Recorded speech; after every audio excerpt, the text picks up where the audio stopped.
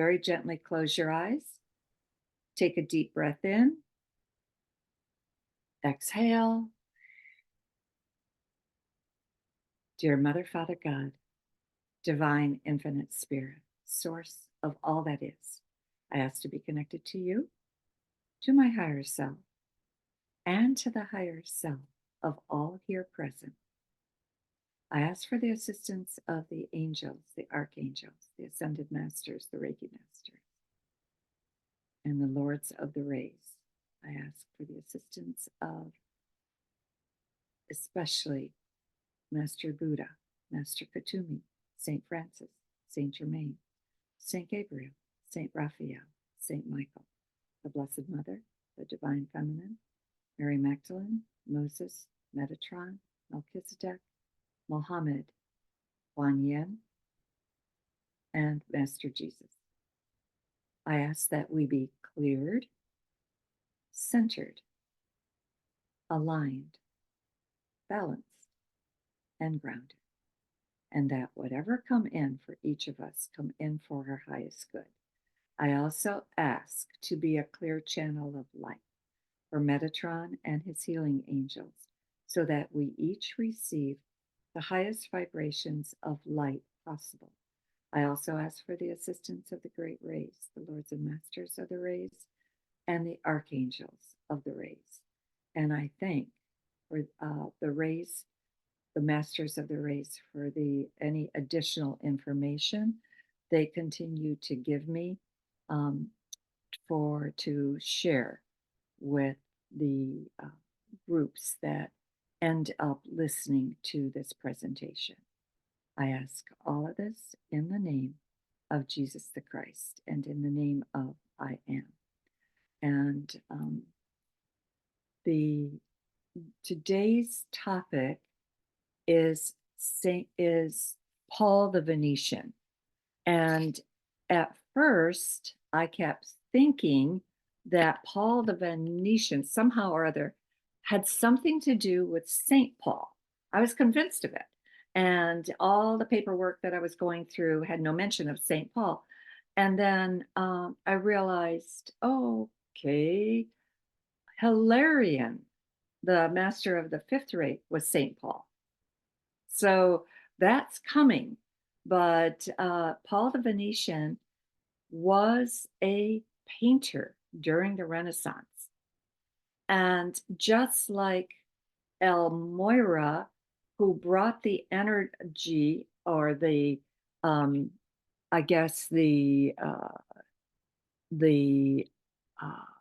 vibration of power according to the will of God, using power in accordance with the will of God. And Lord Lanto, which brought knowledge, but again, using wisdom, applying wisdom to knowledge. Paul the Venetian brings forth a lovely, lovely energy of divine love. That is his gift to you.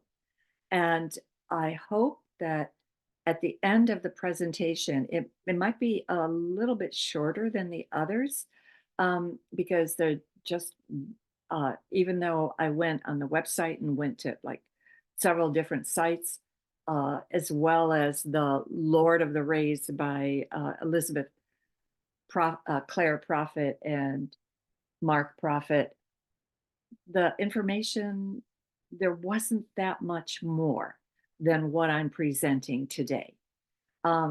So I absolutely, feel blessed to be able to reiterate what it is that he wants you to know, what it is that is so important for you to grasp from associating with divine love. His quality, just like power and will, knowledge and wisdom, his quality is love, creativity, beauty, and gratitude. Those are the four touchstones of what he brings forward. And the amazing thing, I had presented this, but about 20 years ago, so I had forgotten all of it. But the amazing thing is that his etheric retreat is the Chateau de Liberté, which is in Manhattan. I'm sorry, associated with the Statue of Liberty in Manhattan. The Etheric Retreat itself is in southern France, and it corresponds to the Chateau, and it's Borelli, Borely, and that estate is actually owned by a private family right now. But as he described the etheric retreat with the marble columns and the very stately architecture, it looks just like the chateau in France. It's almost identical. But what he sponsors is the creative arts. And the creative arts are, and I know there's so many people that I've met in Rays of Healing that have talent just literally oozing from them. They have talent that they don't even recognize they have, whether it's in the creative field of writing, or whether it's painting, or whether it's creating something new. Whatever it is, they do not give themselves enough credit for what they have innately inside of themselves, for the expression of their soul. So I'm just super, super grateful that you gals are here. And hopefully, if any of you are holding back something that you've had in the back of your mind for eons, for years and years and years and years, could go back to college, could go back to grade school, um, could go back to maybe infanthood, so an idea that you had as a young child of something that you wanted to bring forward, but some part of you held you back. I hope that you allow yourself the right to bring it forward.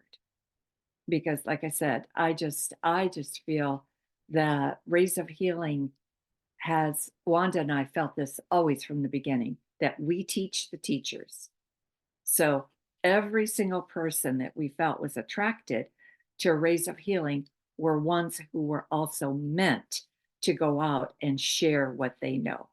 And so there's the one thing that his, like I said, his qualities are love, creativity, beauty, gratitude, and he also calls these discerning gifts of the Holy Spirit. His gemstones are diamond, ruby first, diamond, garnet, rose quartz, pink beryl, and I did bring from my own personal collection. This is the gemstone of Brazil. I think you can see that it's mainly pink. It's rhodochrosite, and I love the energy of this egg. It's almost like when I hold it, there's like almost a pulsing that goes through, a vibration that goes through that egg. So anyway, and rhodochrosite isn't mentioned in this list, but to me, it's pink. It's also vibrates with that. Okay, let's start with his and his color. You can remember Elmoira's color was blue. He was the master of the blue ray. Lord Lanto, the master of the red ray. So I kind of felt, I'm sorry, yellow ray, Lord Lanto, yellow ray. So I kind of felt that, oh, okay, red is next, three primary colors. But no, red is coming. Um, he is the master of the pink and rose ray. And because again, divine love is in your heart, it's in the heart of every single being who is created. It lives as a threefold flame in your heart. They said you can diminish it to practically an minuscule size, microscopic size, but you can't extinguish it.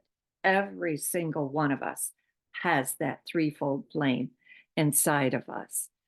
Okay, now starting with his past lives, he started with the government of Atlantis. I'm going to also review this a little bit later because I have just a tiny bit more information on another sheet that I pulled out. But so he started with Atlantis, not as a high priest. So I don't feel that he was involved with the sinking of Atlantis, but he was involved with the government of Atlantis. And then he, even during that lifetime, he influenced the the Incan Empire of Peru. And what he was in that lifetime in Peru, he was a painter. And he already painted, he perfected paints that did not fade.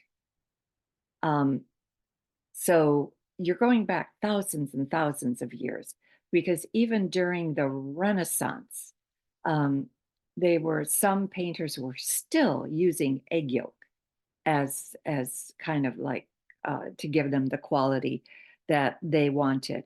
But he already creatively perfected paints that did not fade. He was also present during the building of the pyramids. He was a master architect during that. And apparently he worked with Elmoira in that period, who also was present in the building of the pyramids. And in the, as Paul the Venetian, this was from 1528 to 1588. He was known as Paolo Veronese, because Verona was his birthplace. So in the event that you run across any painter that is referred to as Paolo Veronese, that is him. Okay. He and in the during his lifetime, because it was in that lifetime that he ascended, that and so effectively was able then to take his body into spirit and then come back at any given time in form, because that's what an ascended master can do. He, in that lifetime, he created again translucent, vibrant colors that he painted. He also perfected pigment preservation, because there were many pigments that crackled, just didn't last. And so he was interested in having pigments that were permanent. He became, let's say, oh, he made his figures when he painted the typical Renaissance, the Renaissance artists changed what had been typically done by the whole Byzantine period. The whole Byzantine period were very stiff, very formal figures. He brought his figures to the realm of the common man. He made his figures come alive. If you go and look, they do reference several of his paintings. The one that you may be familiar with is The Wedding at Cana. It's gigantic, it's enormous, and it has maybe 100 different people lounging around in that whole wedding scene, but they're all in a very natural stance. They're not as stiff cardboard cutouts that and they definitely were figures that the like I said, the common man could relate to. um, he became, let's say, renowned along with Titian and Tintoretto for the richness of his biblical scenes and his pageantry. And that's one more thing. Oh yeah, he was summoned in front of the Inquisition, the Italian Inquisition, more than once, because I guess he was considered, or some of his paintings were considered irreverent. And every country had their own Inquisition. And, it's hard to say which was the worst one. But the Italian ones were pretty adamant about keeping track of what was going on and making sure that this was acceptable to the tenets of faith, to the um, people that were running the church. Um, so anyway, all right. Within his etheric retreat, you can, before you go to bed at night, you can ask to be taken to the etheric retreat of these ascended masters. This is where they're this is what is so special about understanding that you have direct access to their gifts, to who they are, to what they do, uh, and by just asking before you go to sleep at night. But I also recommend go one step further. Ask to have memory of what you experienced, whether it's you waking up in the middle of the night and you bringing forth uh, a memory of what it was that you just went through.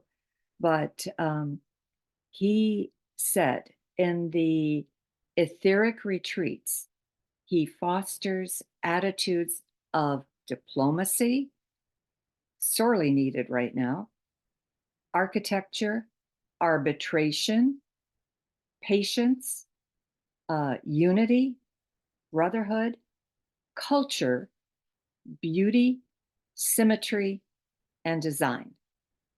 So every single diplomat that's working out there obviously is in need of all those qualities. So somehow or other, I feel that the diplomats would are, at least on a soul level, in touch with an ascended master like this. This was very interesting to me. He also tutors students of art, music, architecture, engineering, sculpture, voice, writing, and the culture of the Divine Mother. So that if anything that you would like to produce in these creative arts, if you have any like yen to, even now, let's say, buy a little palette of watercolors, or buy colored pencils, or buy um, oil paints. Just do it and ask to be given the inspiration, because you wouldn't be drawn to these things if you have thoughts of, I have all these great ideas streaming through my head, but I never write them down. Just do it. Write them down, but write them in a bound notebook. And I've been teaching channeling classes for this is my second year, and we I know that the book that I produced, Own Your Power Day by Day, that started out simply channeling messages from spirit on a day-to-day basis. I was writing 3 hours a day because I broke my wrist. And in the process of breaking my wrist, I never realized how, even though it was my left wrist, how incapacitated that made you. And because I refused to take any kind of drugs for pain, it hurt. So I just kind of didn't have anything else to do except to write. So sometimes I wrote 3 hours, sometimes four, sometimes five. Um, Sometimes I'd go back to it. Other times I wasn't inspired. Um, so and but every time I sat down to write, a lot of times it was a different subject, was a different topic. And then I had to separate everything out into themes. But I was given the 7 themes that I was to separate it into. So again, all of this information on how to put this book together was given to me. Um, all right. He also, the one of his functions that within his etheric retreats, he promotes the function of galleries, museums, archives of art and artifacts from many cultures. And interestingly enough, I'm kind of hooked on Jeopardy to the bane of my husband absolutely hates it. So and I asked him one day, I said, "Why do you hate it so much?"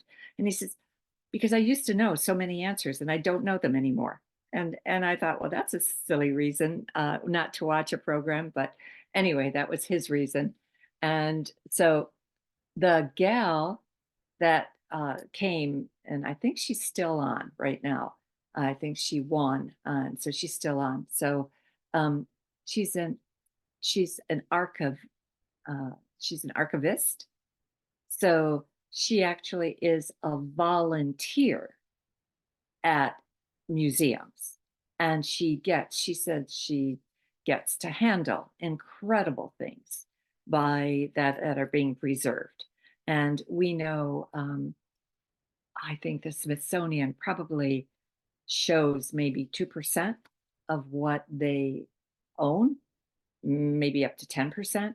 So a lot of that is in storage, and that all has to be cared for and everything. So she said, most people don't know that you can volunteer to do this type of work. And in some cases, you can get paid for it.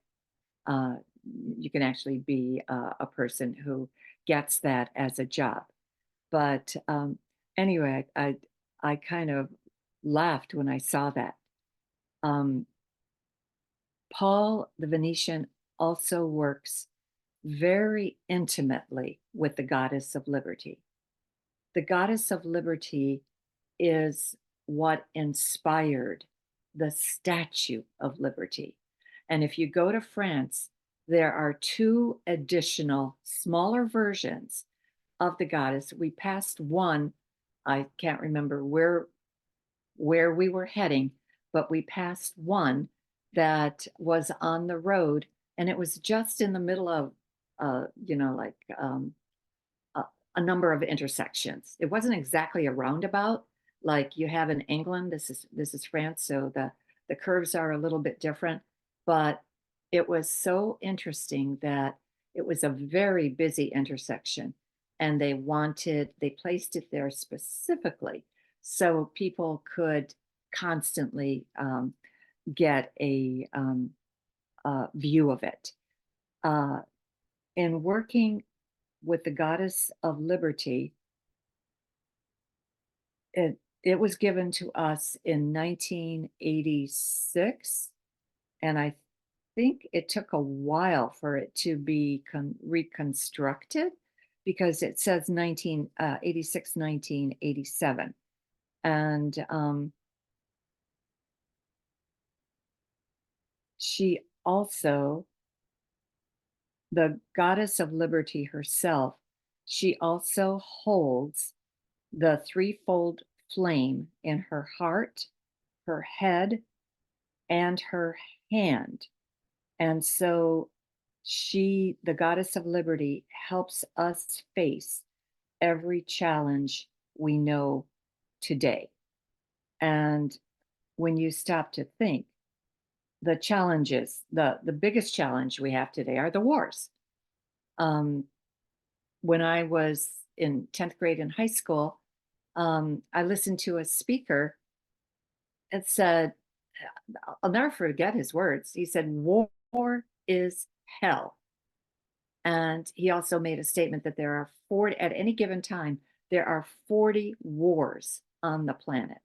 Well, I think, I don't think that that's changed one bit. I think there are 40 wars on the planet today. They might not have the scale that, some of the smaller skirmishes might not have the scale that the larger ones do, but there are still wars. But she, the goddess of liberty and the threefold flame, also works with helping us through catastrophic um, problems, through economic blunders, through the drug situation, through pornography, through sexual abuse, through toxic waste and excess chemicals, even to the point where I I think there's something that's being touted right now that it's called microplastics or something like that, that that we are consuming even without knowing it, tiny, tiny, tiny, tiny, tiny bits of plastic because of all the waste that has gone into our water supply.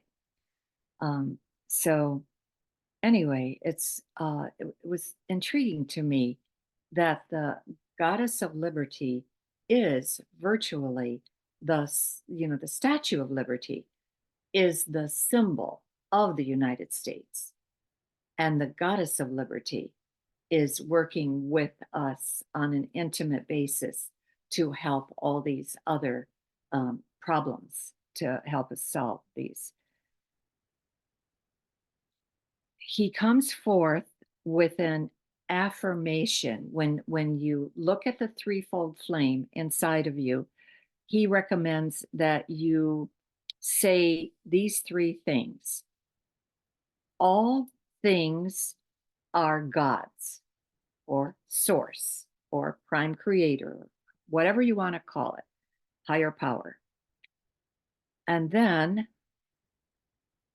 after that, you say, all things are mine to command. And finally, all things are to be used for the glory of Source, which kind of reminds us we are Source. So we have the power over everything, but we need to eliminate that attitude and take power with, power for, rather than power over. Okay. What else does he said he fosters, Paul the Venetian, um, fosters creativity in all aspects of our life, not just for artists, but for every single moment, because we create our life through our thoughts, just the way that God does. God never stops creating. We never stop creating. It's our thoughts repeated over and over and over and over that bring forth our reality. And I can't tell you how many times I counsel the people that come to me, and I just try to help them understand. You keep throwing out negative thoughts, life is going to boomerang, and those negative thoughts are going to become a negative reality for you. If you see nothing but harm out there, somehow or other, whatever you feel is harmful, you've got to maintain an attitude that this is making me see something I don't want, something I don't uh, relate to, something I don't buy into. Um, just it's absolutely incredible how your attitude towards something can change your negative thinking and a state of depression into a state of hope and action or positive results. So, but again, takes effort.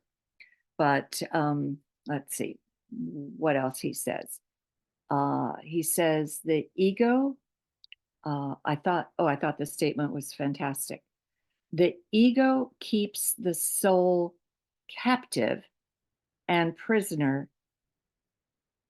Uh, no, I'm sorry. I have to back up for a moment. We create our life. The ego keeps the soul captive and prisoner in a certain level of stability. The steps are contemplated, steps to change are contemplated, but our gifts are locked up within us from lifetime to lifetime because no one told us that we could bring them forth. And I just really found that statement super, super powerful. And this is why sometimes um, I know that I need to bring certain changes into my life to move forward with something else that I want to happen in my life and not keep falling back on, well, I've always done it this way. So just because I've always done something this way doesn't mean I can't do something differently. Um, and everything. But I just found that statement so, so uh, meaningful, that we keep our gifts locked up within us from lifetime to lifetime because no one told us that we could do it differently. No one told us, oh, well, you have a gift for speaking, so therefore you can speak to groups around the world. You don't have to limit it um, to just talking to your neighbors or talking to your friends or talking to your children or talking to your family. You don't have to limit it to just a safe place. You can step out of that. Okay. Let's see what else. The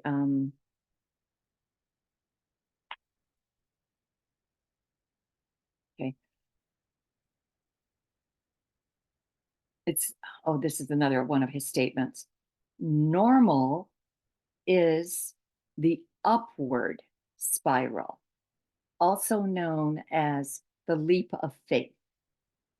And there's a Zen saying that appeared in the writings too that said, leap and the net will appear.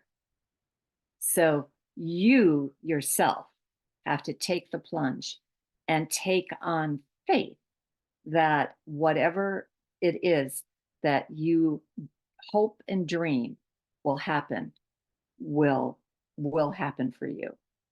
Um, so I really kind of love that. This next one too, same thought.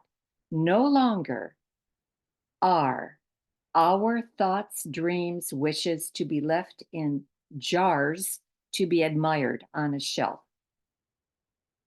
I will take you into a room where a frame hangs, and it will be the frame of your personality waiting for you to put the genius of your own soul in it. Um, and then he finishes up with creation is the nature of God, of source, and as is discipline and harmony. It takes discipline to continue on a project, especially when you see no results, especially when you think, oh my God, is this ever going to bring me uh, success? Is this ever going to, get finished? But uh, if you're doing it in the harmony of your own soul, there will be an end to it.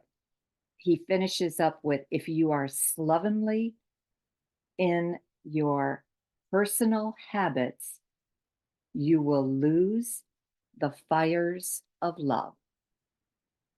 Kind of something again to contemplate on some kind of you will lose the fires of love if you're slovenly in your own habits.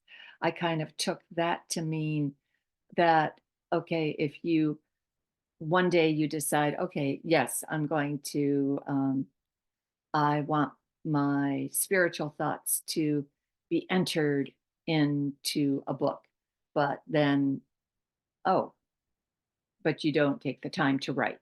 You only take the time to write once a week instead of once a day. That's being slovenly. That's kind of the only thing I could think of. Here's additional advice that he says: become the Christed one. Christ, the Christed one, simply means the unconditional love is applied to everything and everyone. And if there is something that's happening to you that you feel, oh my God, I hate this, I hate this, I hate this, I hate this, ask to be shown, ask to be told a different way to view it, a different way to think about it. Because while you're in that loop of I hate, I hate, I hate, I hate, you can recreate the cancer that was cut out of you. You can recreate the tumor that you've eliminated. So you really have to be careful with that. Um, all right, this is interesting. Another one of his pieces of advice: tune into the octave of the ascended masters at any time, day or night, with your intent to join them on the etheric plane in the same manner that you do etheric surgery or grow etheric fingers. I'm not going to go into etheric surgery. That's Wanda's forte. Um, but I do know that the time when I took a class from her and she said, all right, you're going to do etheric surgery, I shook my head and I said, Wanda, I don't think I can. I'm not prepared for it. And Tim Taylor, who happened to be in the same class, said, Alice, that's exactly what I said last week. And so, anyway, what I and he said, and I did just fine. So I thought, okay, if he can do it, I can do it. So I, again, in my mind's eye, I saw myself donning the surgery equipment, donning the gown, putting on the gloves, and being given tools to work on the etheric plane, which on the etheric body is the exact template of the physical body. And I just was astonished. There were times where I saw what I was doing. There were other times where my vision was obscured, where I couldn't actually look at what I was doing, but I had the sense that I absolutely was doing it. But here's a simple, simple technique to grow etheric fingers. Etheric fingers, when I see etheric fingers, I see them maybe 6 inches long. And so that typically they can almost go through your whole body. You can rake another person, you can rake yourself. You have an ability to extend your fingers to another 6 inches and drag them across the whole etheric body in the area where you are having pain, in the area where that is, just uh, not being healed. Drag them. Um, Another one of my favorite techniques is pulling. Another one is scooping.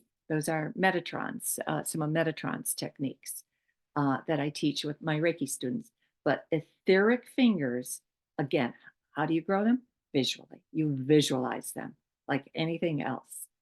So, and then you can just go down your body, across an arm, across a leg, across your kidneys, across your lungs, across your heart.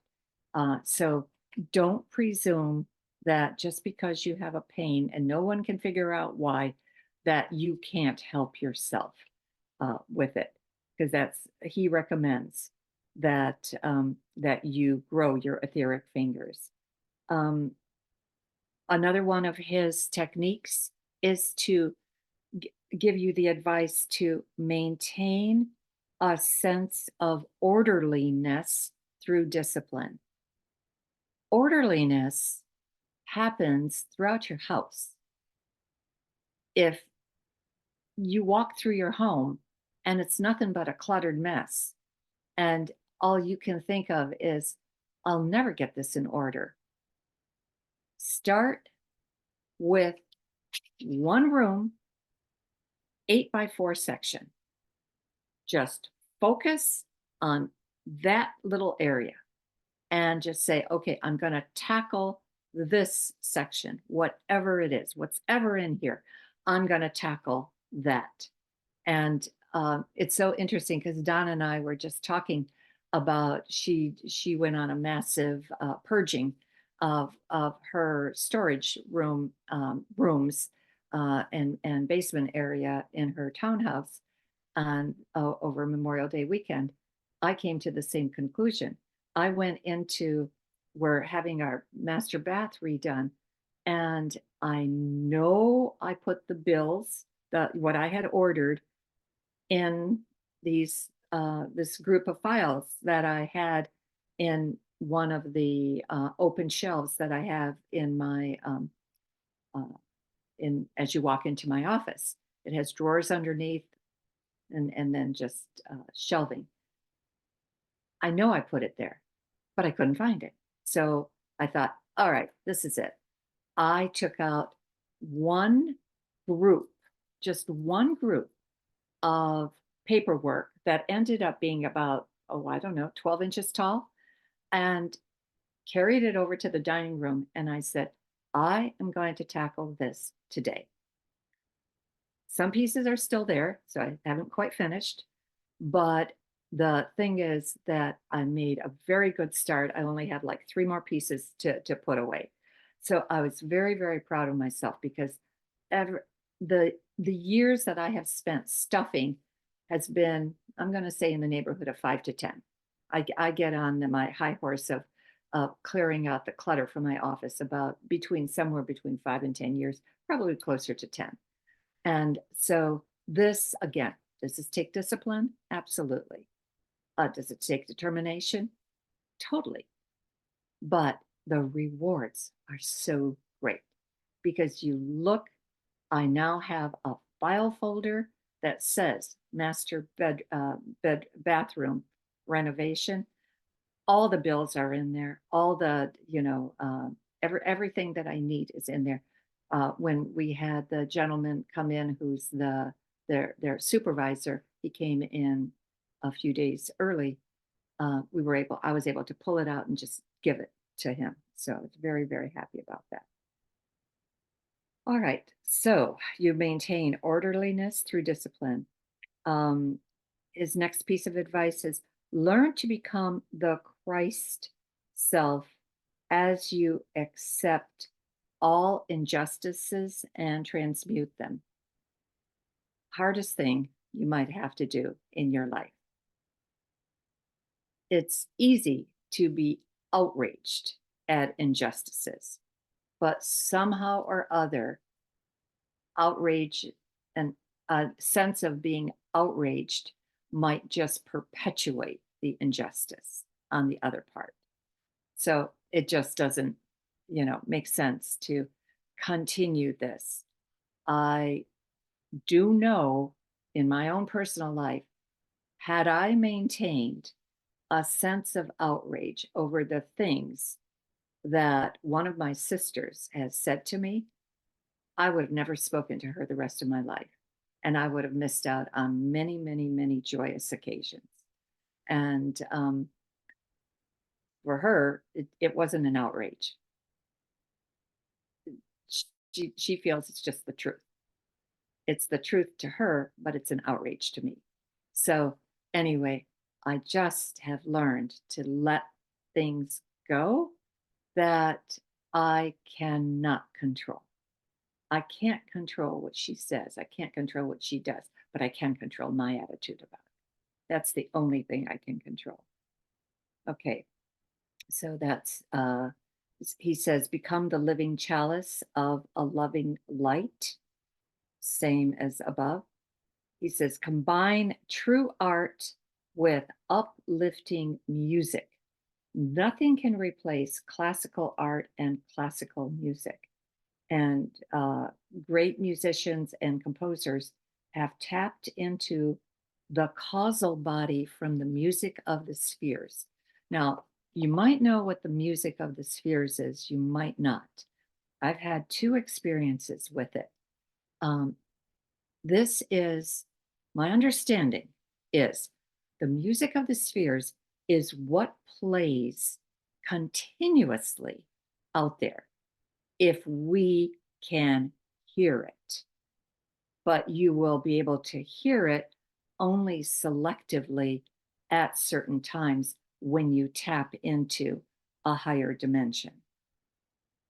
It's a gift, it's given to you. It's not anything you can work towards, uh, except maybe to continue to try to maintain that loving Christed attitude.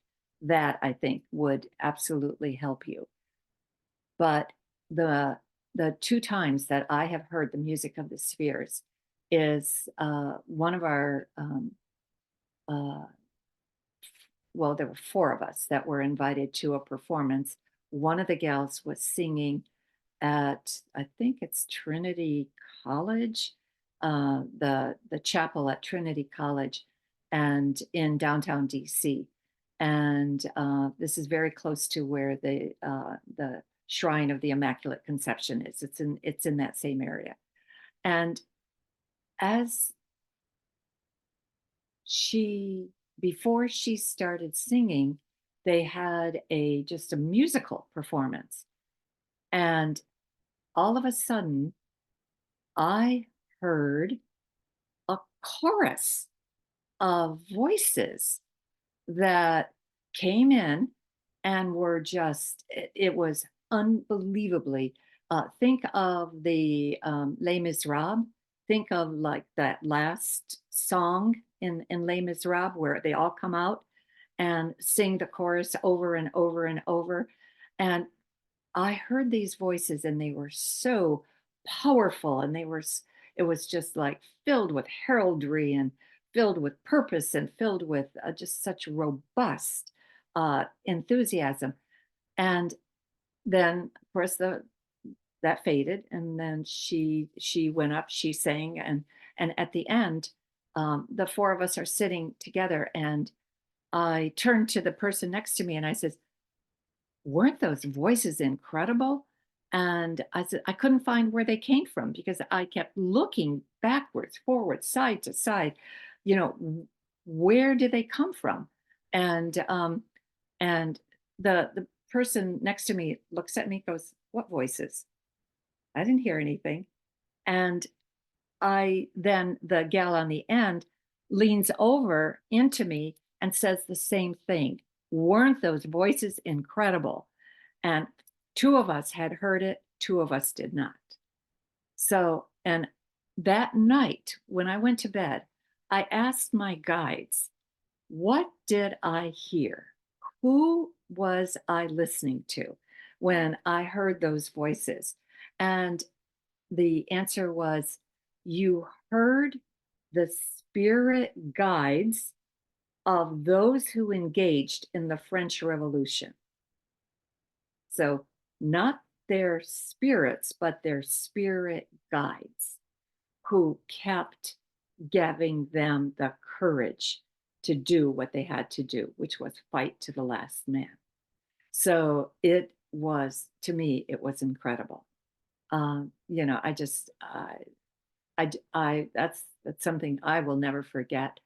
Um, the second time, this was much less dramatic. I just heard wonderful music coming in my cul-de-sac.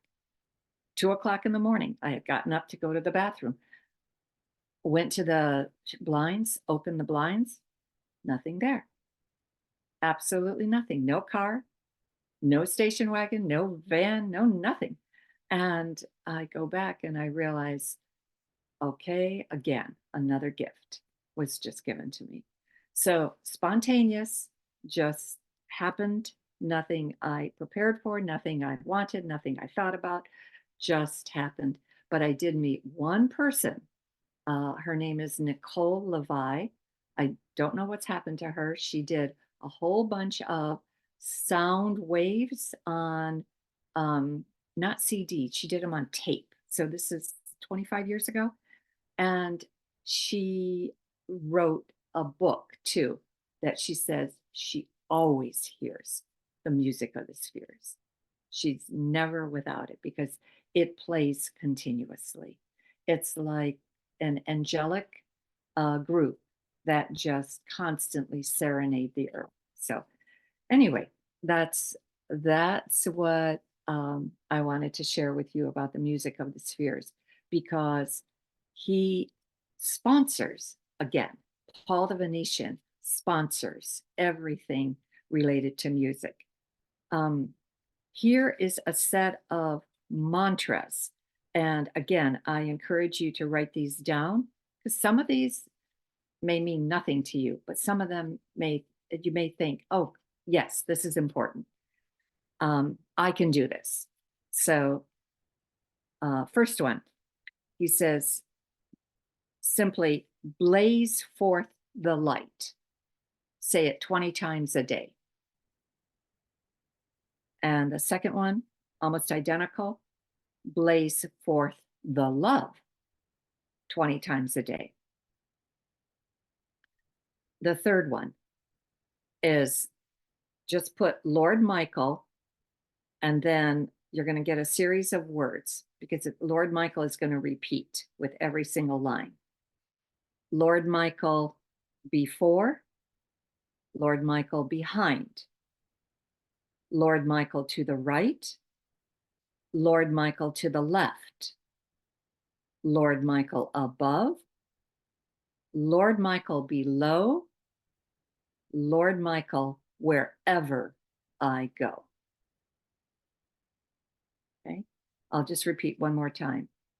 Lord Michael before, Lord Michael behind, Lord Michael to the right, Lord Michael to the left, Lord Michael above, Lord Michael below, Lord Michael wherever I go.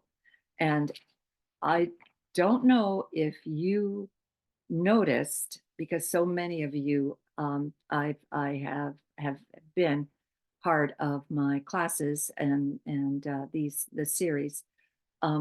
When I did the prayer of connection, when I first started, I added a thing with the shield and sword of Saint Michael to protect me, to protect us. And it was this, it's almost identical: above, below, side to side, front to back, inside and outside. and allow only the highest beings of light to enter. Because I discovered personally that I had a rift in my energy field because I had so many needy clients that took advantage of an excess amount of empathy on my part and ended up finding a way into my energy field. And so once I got that healed and once I understood um, that, again, I created it, I created the environment for the negative energies to come in, I had to protect myself from that. And those were the words from Lord Michael that I was given, Saint Michael. And I don't say Lord Michael, I say Saint Michael, but it's the same deal. But again, I had to, when I saw this grouping here, I thought, wow, there's nothing new under the sun. It's all works together. So the beauty is that uh, you get what you need. You're told what you need. All right. Next affirmation. I am his love protecting here. And 3 times a day. Uh, Fourth one. I am gratitude in action. I am gratitude in action. Fifth one. This one I said for years, and then for some reason I stopped. And this kind of reminds me to put it again into my morning prayers. 5 parts to it, very short.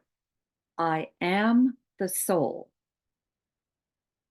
I am light divine.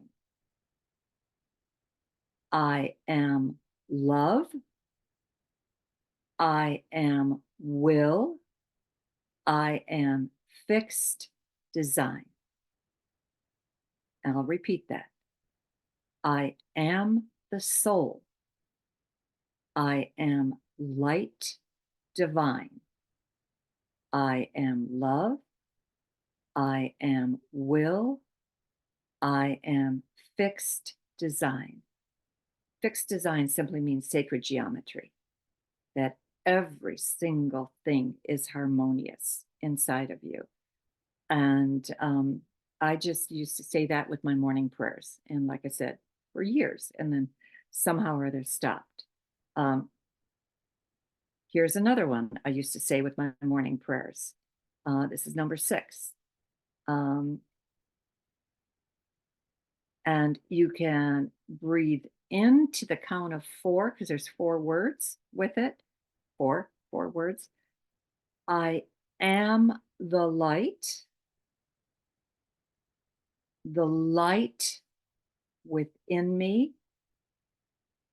I'm sorry, the light is within me. So somehow I am the light is within me, but he suggests you do it to the count of breathing into the count of 4, breathing out to the count of 8. Okay. 2 additional ones are Buddhist chants and very, very short. Om Nam Padi Hum. Om, O-M, Nam, N-A-M, Padi, P-A-D-I, Hume, H-U-M-E. This next one, this is the one that Tina Turner said over and over and over and over when she was trying to summon the courage to leave Ike Turner when he was beating her, when they were a duo. And so if you watch her movie, What's Love Got to Do with It, you'll hear her say this in it. This says, let's see, Nam Yo Ho Ron Gunk Yo. And I'll spell it. Nam, N-A-M, Yo, Y-O, Ho, H-O, Ron, R-O-N, Gunk, G-A-N-K, Yo.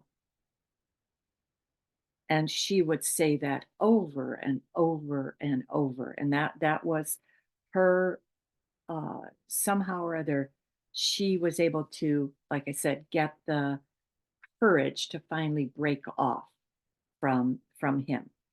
This last one, this is another one that I used to say all the time, and I kind of um, let it go, but we'll have to resurrect it for my morning prayers. This is this is the last one. I am the light.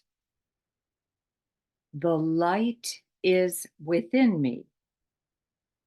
The light moves through me. The light surrounds me. The light protects me. The light blesses me. I am the light. And I'll repeat it. I am the light. The light is within me. The light moves through me. The light surrounds me. The light protects me. The light blesses me. I am the light.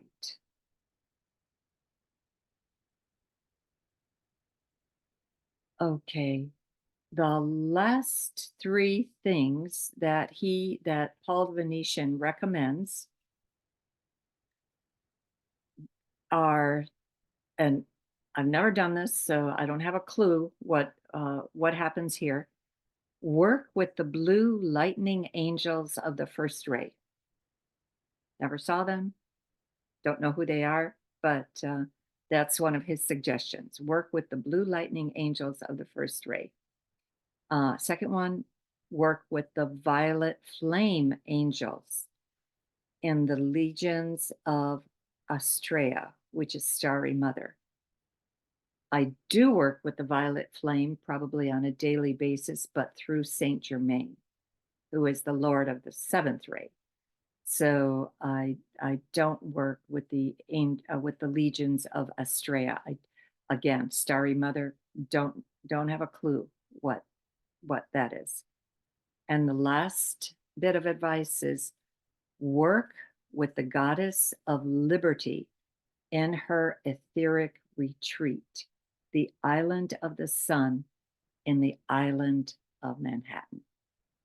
And that cracked me up because I thought, oh, the goddess of liberty in her etheric retreat, and is called the Island of the Sun. And you would think Manhattan as being an island of sun seems incongruous, but anyway, somehow or other, I know Manhattan is built on bedrock. That's why it can support all the skyscrapers and without any problem of sinking. But it's interesting that how close our East Coast is. I've never been shown where the continent of Atlantis was. I've never seen a map of that, or if I have, I've forgotten. And so I'd be very, very curious to see how close to Manhattan the continent of Atlantis actually was. Because when the continent sank, I know the last bit of it that sank was the bit that was in the Mediterranean that sank 10,000 years ago, because Plato referred to it in his writings. And anyway, okay. There's a last little bit that I wanted to cover. This was a question that I wrote down, so it might be important to somebody. What are the signs being given to you to help you cope with your issues, problems, goals, and missions? So that's something for you to contemplate on, because every single one of us is guided. Every single one of us has an ability to tap into the higher realms. Um, and sometimes it's just a matter of taking the time to daydream, taking the time to just kind of veg, taking the time to collapse and let go of our need to be in control, let go of our to-do list, let go of every single thing that keeps us captive in in our daily life. So anyway, okay, I had said that I wanted to add something. I did another. I had printed off another thing. I had read a couple things about Paul the Venetian from different sources. And this one, I couldn't find its source, but it's called the Ascension Research Center. And when I read through all the materials, like 3 pages, it said Ascension of like Facebook, or Ascension materials from Facebook. So I thought, okay, uh, nothing here felt like it contradicted anything that I had gotten from um, the Elizabeth Clare Prophet. So, but he did have one additional thing here, that he was embodied as the head of the cultural affairs in the government of Atlantis. The other one just said he worked for the government of Atlantis. But here it said he was embodied in the cultural affairs of the government of Atlantis, who, before the sinking of Atlantis, established a focus of the Liberty Flame in Peru, which gave an impetus to the culture, beauty, and wealth of the Incan civilization. So I thought that was kind of neat. Again, the divine ray, rose in pink. So that information was the same. The, let's say, office hierarchy, uh, his he's the Kohan of the third ray, which we know. He's the master of the third ray. Kohan simply, I think, translates into master. His initiation and balancing of the heart chakra, that makes perfect sense, because rose is the color that appears in the heart chakra. And he helps develop tolerance and love for one another. And the last thing, and there was no explanation for it, training of elementals. And to me, the elementals are the undines, the elementals of water, the um, what do you call them? The sylphs, the elementals of air, the gnomes, the elementals of the earth, and that includes the brownies, the fairies, the ogres, the green man, everything else that's related to the earth. And what one did I miss? Sylphs, undines. Oh, salamanders. Salamanders, yeah. Salamanders, the elementals of fire. So I looked at that and I said, training of elementals. I'm going to have to research that further and just see what he does with the elementals. And let's see. anything else that I need to share? Okay, one last sentence that I highlighted that I thought was pretty important. When you love in any form, any fashion, any manner, that love is always is qualified by the heart of your own God presence. I just thought that was a pretty powerful statement. And the last thing, I hope I can read it because I highlighted it, but it's in the process of highlighting it, I used a Sharpie green, and it kind of eliminated the words, but it says, "No man need affirm that he is a disciple of the Holy Spirit. His kindly eyes, his gentle smile, his helping hand, his extended embodied virtue speak for him. Within the individual who truly loves his neighbor as himself, there stirs the renewal of the Spirit of the Most High, the sweet perfume and essence of divinity pouring forth from such one brings peace, hope, faith, grace, healing, and spiritual illumination, even if such a disciple should speak not a word in the course of an entire lifetime. The Spirit of God, through him, could do more than 1,000 zealots whose souls are still locked against the gentle presence." So that that was the end. That was wonderful. Thank you so much.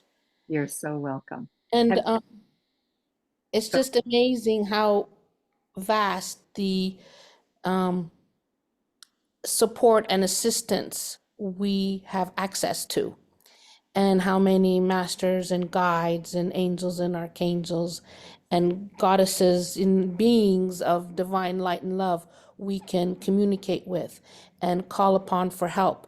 So it's wonderful, absolutely wonderful. Thank you so much. you're so welcome. I was so pleased because this kind of resurrected things I had done, but stopped doing. And so I was so pleased to again have this come forward and everything. And so pleased to be able to do just that, just to remind you, help is out there. You're never alone. You always can get assistance no matter what is going on in your life, no matter what. So, Exactly, exactly. That's really important. right. Thank you, Elizabeth. Great comment. Thank you.